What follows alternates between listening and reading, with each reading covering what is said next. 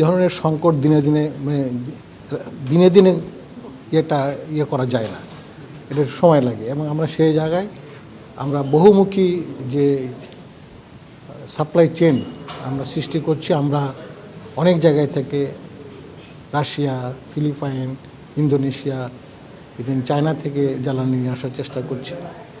বিদ্যুতের ব্যাপারেও কিছু দুর্ঘটনার কারণে সংকট তৈরি হয়েছে, তারপরে গ্যাসের ক্ষেত্রেও হয়েছে। এটা আমাদের হাতের বাইরে ছিল, কিন্তু সরকার খুব সিরিয়াসলি টেক আপ করেছে। আশা করি খুব অল্প দিনের মধ্যেই এই সমস্যার সমাধান হয়ে যাবে। আর জনপ্রশাসন, যেটা আপনারা লক্ষ্য করেছেন যে দীর্ঘ 18 বছরে এটা যেভাবে ধ্বংস করে দেওয়া হয়েছে, দলীয়করণ করা হয়েছে, সেখান থেকে বেরিয়ে আসতে একটু সময় লাগবে।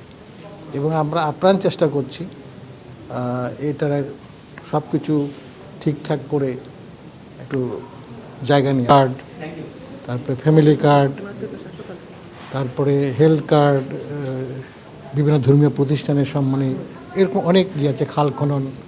তারপরে আমরা একটা বড় কাজ করেছি যে কৃষকদের 10,000 পর্যন্ত ঋণ এবং সুদ সহ মকুব। তো আমি মনে করি যে সরকার সঠিকভাবে পরিচালিত হচ্ছে। এই 18 বছর একটা ধ্বংসযজ্ঞের মতো একটা দেশ, সর্বক্ষেত্রে আমরা খুব একটা প্রতিকূল অবস্থানে দেশের দায়িত্বভার গ্রহণ করেছে সরকার।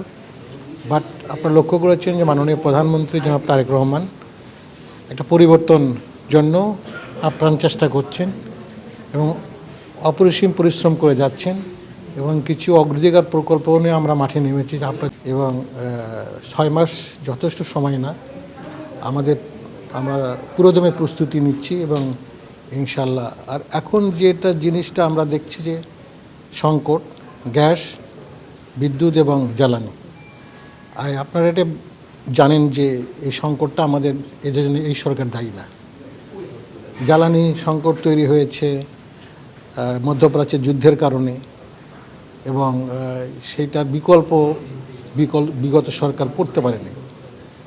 আর